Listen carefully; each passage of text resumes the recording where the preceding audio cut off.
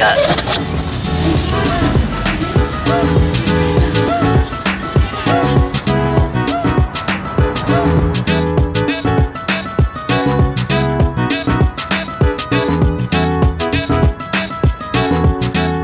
It was not supposed to start here. When I landed in Johannesburg, I went to Alexandra.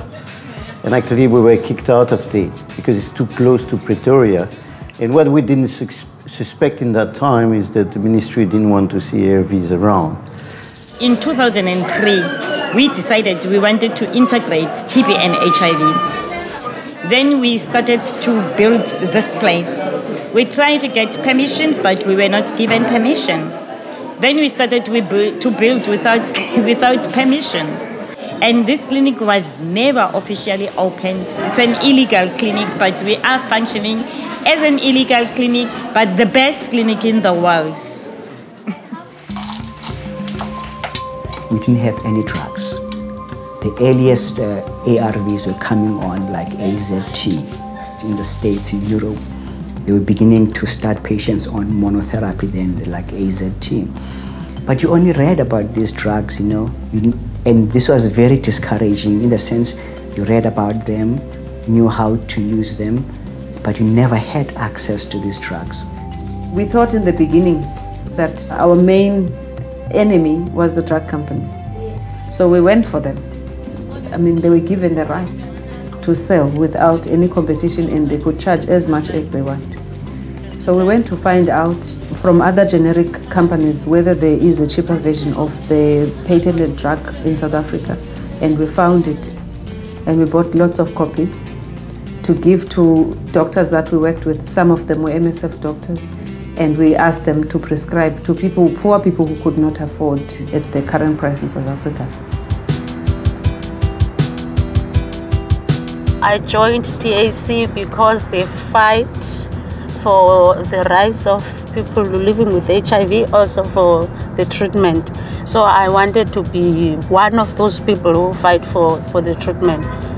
I went to Brazil with some of the comrades. We went there to fetch ARVs from Famanginos. It was a good experience for me, and also I felt very proud that I had to take what is going to save people's lives to South Africa. Our relation with the government was a bit strange. We fought together with the pharmaceutical court case. We helped the South African government to win that court case against pharmaceutical companies to have wider access to generic drugs. We drank champagne that same night with Mantu Chabalala at her place. She invited us at her place. And the next day, it was war. The next day, suddenly they announced that there was no intention whatsoever to use antiretroviral because they were toxic.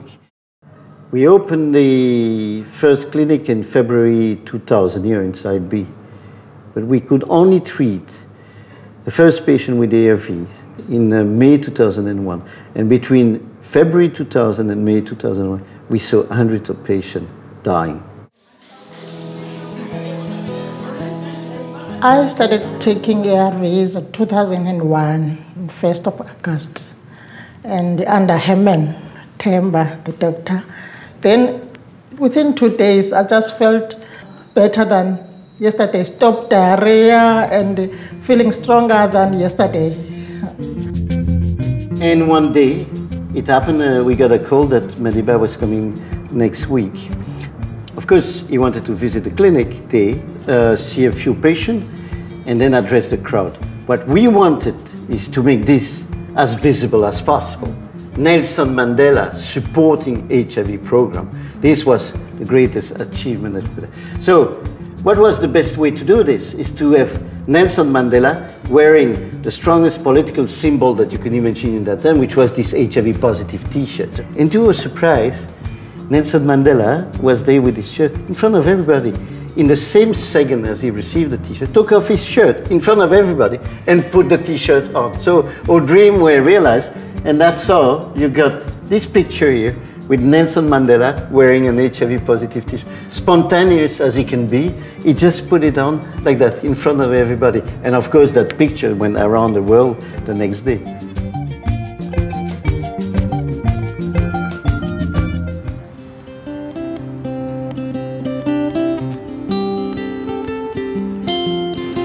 standing on the site of the new Khayelitsha District Hospital. It's a hospital that has been in the planning stage for almost 20 years, and we finally got to the part where we're putting bricks on cement. The hospital is going to be a 230-bed hospital, and it'll cater for everything from obstetric services to surgery to anesthetics, psychiatry, and medicine. Over the last 10 years, I guess the most important improvement has been access to ARV care. I'd say over the last 5 years, there's been quite a dramatic improvement in TB treatment outcomes.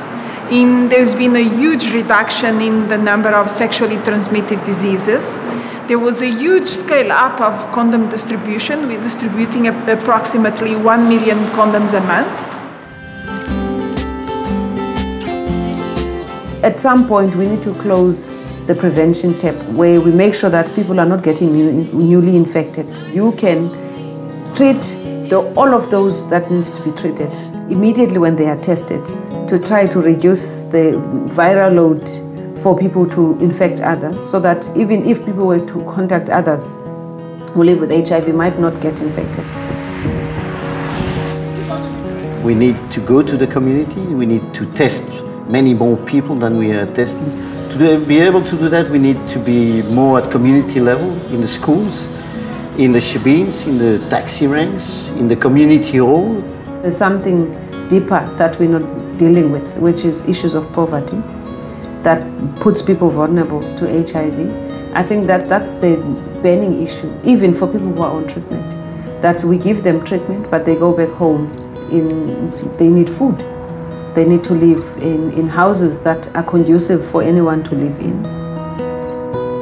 When we arrived, the HIV prevalence was 15%, meaning 1 upon 3 pregnant women coming to that maternity was HIV positive. I want this HIV prevalence to go down below 5%. It's possible, it's completely possible. And I don't see why we wouldn't get there in the next 10 years.